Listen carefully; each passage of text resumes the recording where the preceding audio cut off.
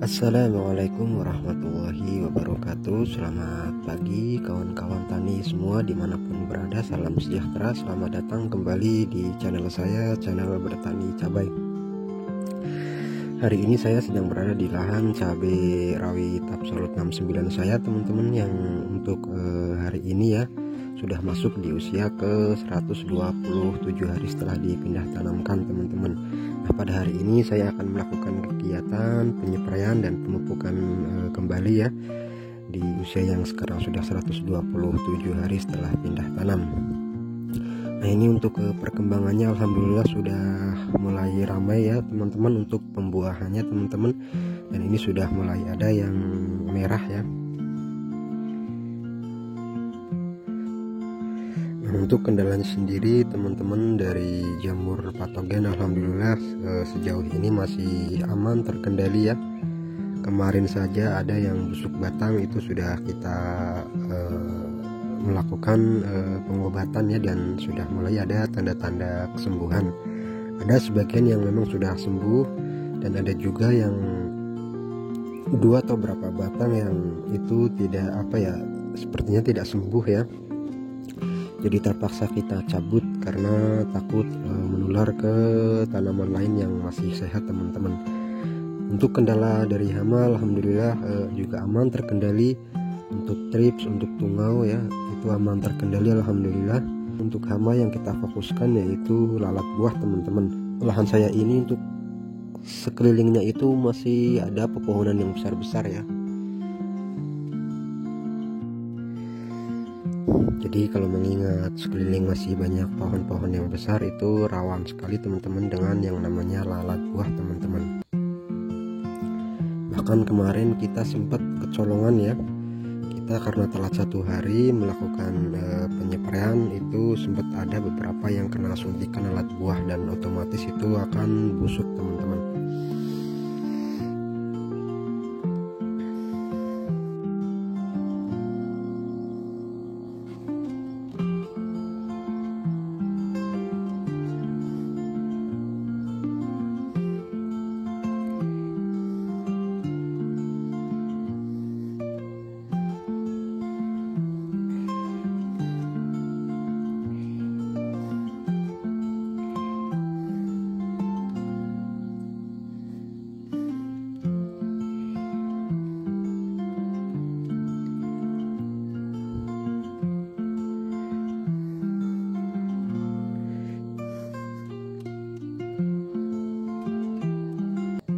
Kencang sekali, teman-teman, untuk pertumbuhan dari pucuk-pucuknya ya.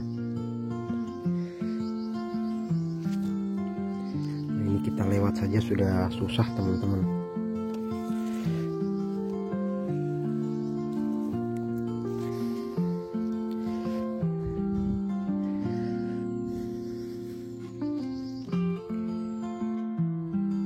Nah, ini penampakan kalau kita lihat dari bagian bawah ya, teman-teman.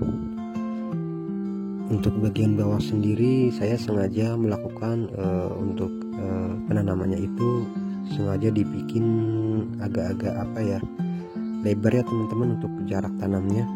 Ini untuk jarak tanamnya sekitar 60-an lebih ya, teman-teman, mengingat saya tanamnya itu di musim hujan, jadi sengaja saya bikin lebar seperti ini untuk meminimalisir dari serangan jamur patogen ya.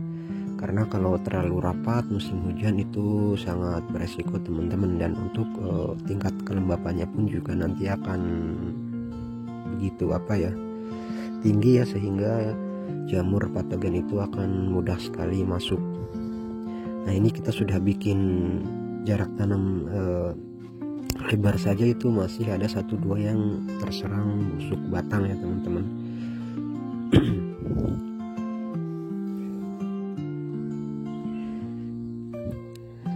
Jadi ini pertama kali, teman-teman, saya itu coba tanam rawit putih ya, atau rawit merah. Kalau kata orang sini bilang itu, orang daerah saya itu bilangnya cabai setan katanya, karena pedasnya luar biasa ya kalau cabai putih seperti ini. Jadi ini bisa dibilang saya pertama kali tanam cabai putih.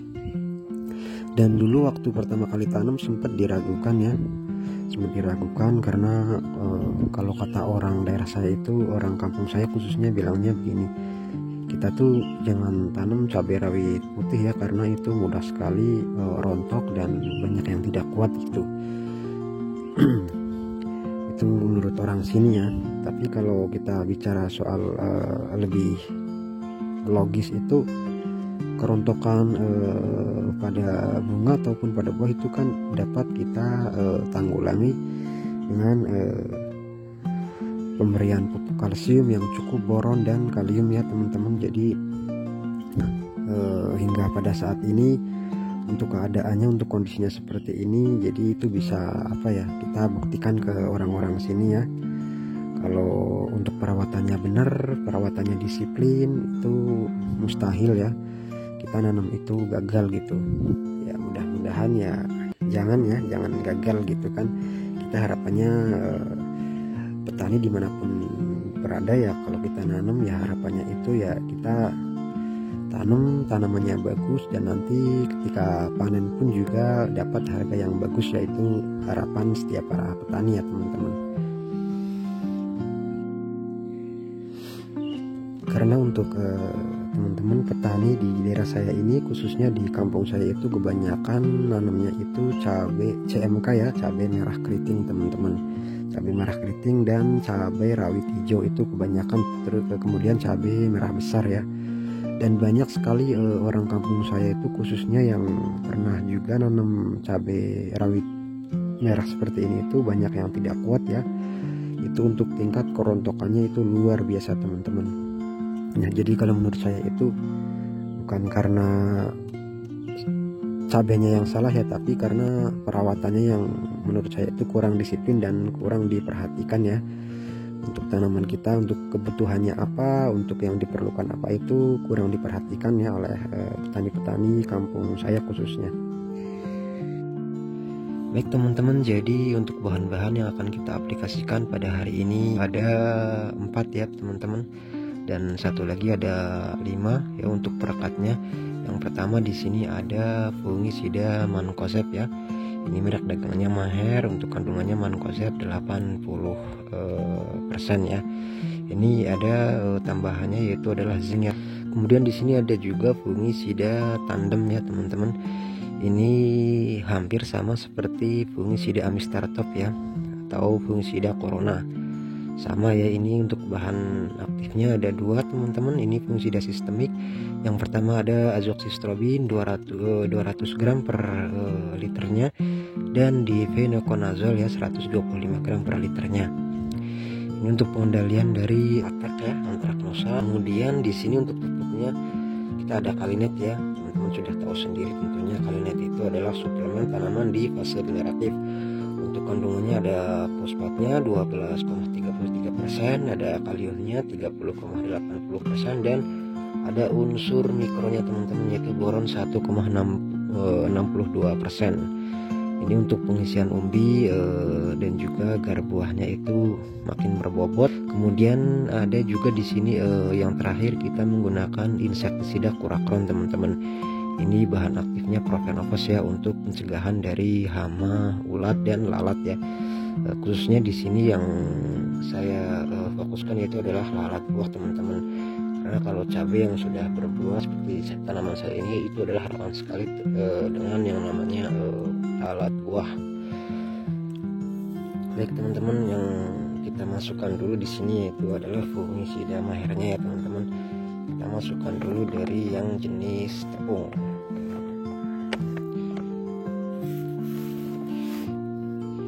Kita kasih di 3 sendok makan ya teman-teman per tangki 16 liter.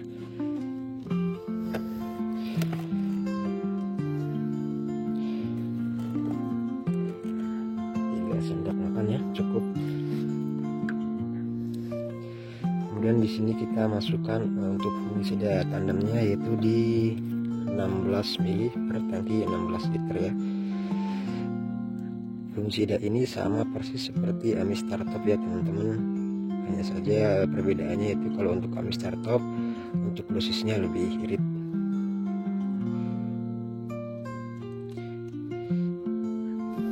Cukup ya teman-teman. 16 mili.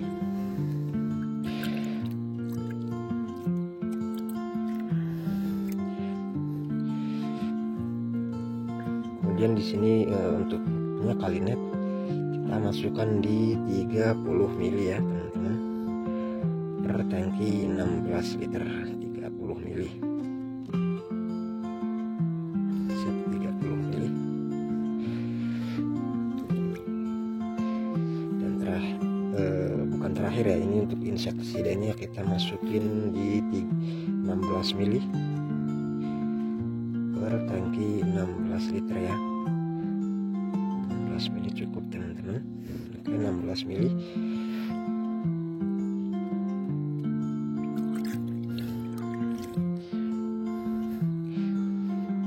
Dan yang terakhir perekatnya ya teman-teman. Untuk perekatnya kita kasih 15 mili ya per tangki 16 liter. Oke, cukup teman-teman, 15 mili. Kita aduk-aduk dulu teman-teman agar tercampur merata ya.